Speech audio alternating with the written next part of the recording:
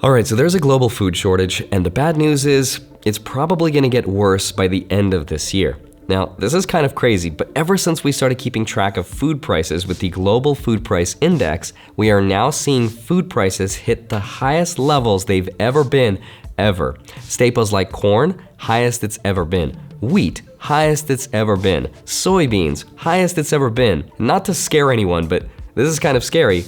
The United Nations food chief said that the war in Ukraine has caused a catastrophe on top of a catastrophe and will have a global impact beyond anything we've ever seen since World War II. And that means, once again, millennials will face a once-in-a-lifetime economic event. In fact, one economics professor says that it's this kind of a situation with food and gas prices going higher that's going to put us into a recession. And when coupled with inflation, is going to give us the worst possible economic outcome, which is stagflation.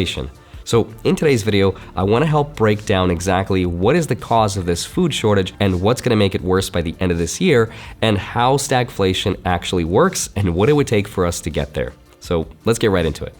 Hi, my name is Andrei Jikh. Hope you're doing well. Let's talk about the food shortage, because on one hand, it's absolutely horrible, but maybe it's a good way to solve obesity in the US. I'm just kidding. Let's first address the elephant in the room, which is the theory floating around on the internet that this food shortage crisis was manufactured by the government. There have been reports of suspicious fires and industrial accidents like the one that happened to a Walmart distribution center. There was one in Oregon at a potato chip plant. Over a dozen reports of warehouses and processing plants having recently caught fire. In some cases, thanks to freak accidents. So the internet did what the internet does best, and now there's rumors floating around that this food shortage crisis was all engineered thanks to the government. So let's take a look at some facts, because 20 fires in the last month does sound pretty bad, but how many is that really? According to the National Fire Protection Agency, between the years 2015 and 2019, we have had 5,000 fires per year set to manufacturing and processing plants. In comparison to the first 4 months of this year, 2022,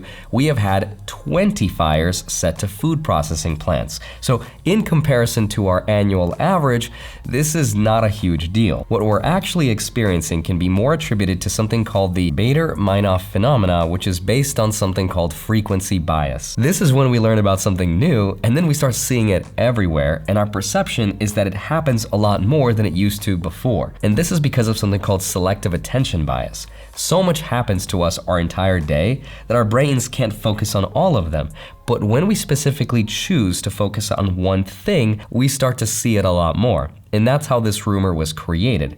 We noticed some fires, and then we started paying attention to them a lot more. But the truth is, fires sometimes happen, probably a lot more often than our brains are used to regularly thinking about them. The reality is, there are 5 main real reasons why food shortage is very real and why food prices are becoming a lot more expensive, and here's what they are. The first reason is probably the one that's most obvious that we all think of, which is Russia's invasion into Ukraine. Now, I didn't know this before making this video, but apparently 25% of all the wheat exports in the world comes from just 2 countries, Russia and Ukraine.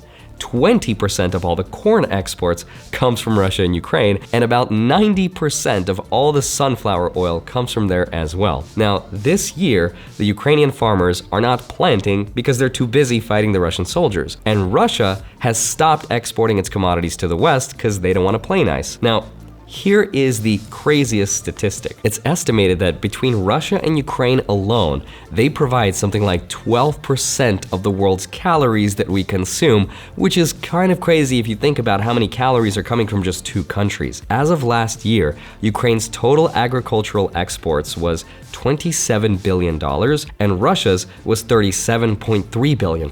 So together, they're both massive players in the field of global agriculture. So that's reason number 1 why food is actually becoming more expensive, and here's reason number 2. Reason number 2 is there's a global shortage of fertilizer. Now, I'm not a farmer, so I had to look this up, but what fertilizer actually does is it replenishes the soil with nutrients. And without that fertilizer, we would grow a lot less crops. And now there's a shortage of it, specifically the chemical used to make it, like anhydrous ammonia, which, as you can see right here, has skyrocketed in price and reached an all-time high. And to make matters worse, the Russian Ministry of Defense has stopped allowing all exports exports of fertilizer, and that's bad because less fertilizer means less crops means the price of them goes up. And it turns out Russia is the #1 exporter of fertilizer in the world. So the US Department of Agriculture is predicting that food at home is going to end up costing us 4% more by the end of this year. And reason number 3 why food is becoming more expensive is because India is going through a massive heat wave right now, and that's having a devastating effect on wheat. In fact, this year, right now,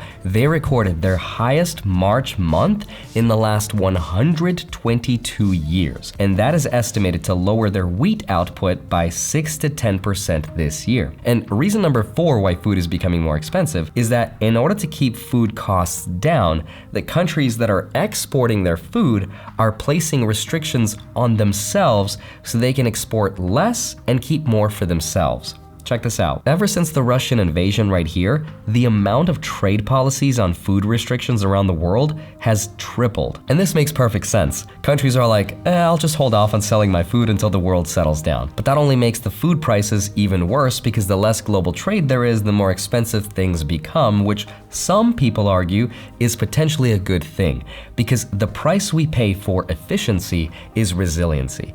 And what that means is, if we want things to be fast and cheap, what we give up is stability. And that because we depend on each other, if one variable gets thrown off, then everyone's in trouble. And if instead we focused on being independent, sure, costs would go up in the short term, but in the long term, it would become a lot more of a stable system. So there's pros and cons to both. And really the 5th and 6th reasons is because gas prices, which obviously affect anything and everything that requires transportation, and supply chain problems like we're seeing the new Shanghai lockdowns, which means everything is stuck in their ports once again. And that's the real reasons why food prices are becoming more expensive and why there's a food shortage. Now let me explain how this will affect us later this year. Even though both Russia and Ukraine together accounted for something like $64 billion worth of agricultural exports, by comparison, the United States exported $177 billion. So almost 3 times that. And that's because the US is what's called a net exporter of food, meaning we don't really rely on other countries to supply us with food. And it was also a record-breaking year last year, so at least we have that going for us, but that doesn't mean that we won't be affected by these food shortages. Later this year, for example, we could start seeing empty shelves, specifically for specialty products like baby formula and maybe even sunflower oil. And people are already seeing that, and stores are responding by putting on restrictions on how many things people can buy. For example, CVS and Walgreens is limiting baby formula to 3 per transaction. Target is doing the same thing, but 4. And if countries start to implement more and more of these restrictions, it's not that much of a stretch to imagine that stores will implement this same rule, but for other products as well. For now, it's the rest of the less developed countries of the world that are unfortunately going to end up paying the ultimate price for all these food shortages, because it is the poorest countries of the world that are net importers of food, meaning they have to rely on other countries to supply them.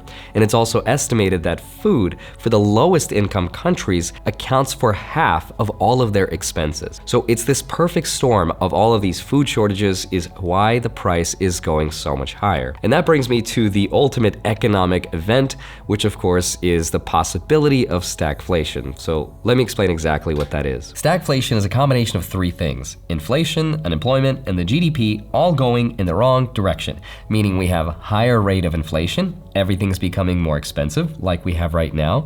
There's higher levels of unemployment, people working less jobs, which technically we have, but not for the reasons that are bad. People are just voluntarily not working jobs, they're waiting. And third, we have a declining economy, or a negative GDP, which so far in the first quarter of this year, we already got. So if we got another quarter of a negative GDP, we would be in a full-blown recession. And that is what stagflation is. The last time we had it was sometime in the 1970s when everything was becoming ridiculously more expensive, but people were not necessarily making more money. And some people are arguing that so far this year, we're about 2/3 of the way there. Now, if you really want to get a lot nerdier about this whole game of economics, there's a website called WTF Happened In 1971.com. And it's an amazing website that goes over into so much research and data about an inflection point that happened in the 70s that sort of changed everything. For example, in 1971, the average income was $10,500, but the average house cost $25,000, or about about 2.5 times what the average person was making in a year. Nowadays, the median income is $44,000 a year, and the average house cost $428,000, or about 9 times what the average person makes in a year. Also, a brand new car back then cost about $3,500.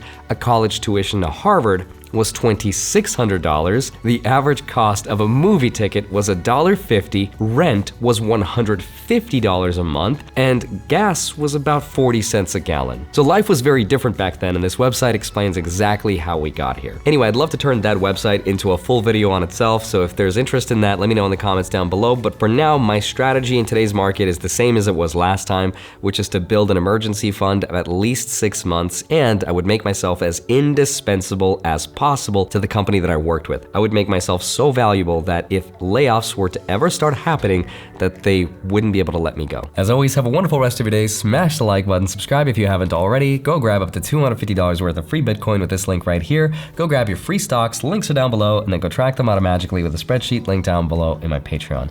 Love you, thank you so much for watching. I'll see you back here on Monday and Friday, sometimes Wednesday. I'll see you soon. Bye-bye.